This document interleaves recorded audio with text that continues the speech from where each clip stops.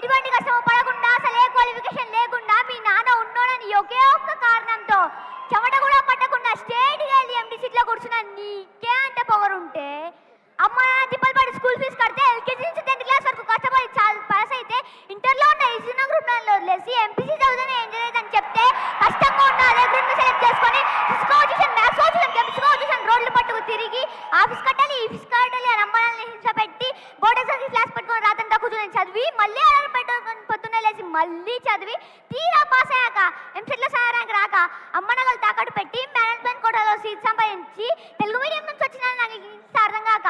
first year నుంచి 4th year వరకు ఉన్నారు ఇయర్స్ అన్ని 4th ఇయర్లోనే క్లియర్ చేసి ఈ సొసైటీలోకి వస్తే ఈ జనమంతా నన్ను ఉద్యోగం లేని ఎదవా అని నీచంగా మాట్లాడుతున్నా లెక్క చేయక ఉద్యోగం కోసం ఆఫీసు ఈ ఆఫీస్ అని పిచ్చి కుక్కలను 4 ఏళ్ళుగా తిరుగుతూ ఎందుకు పనికిరాను నన్ను తిండి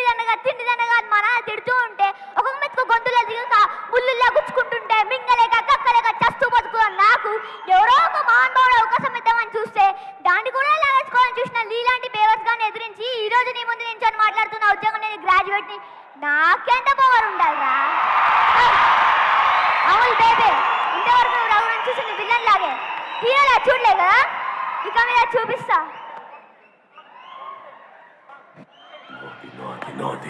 నాదే ఈ లోకమంతా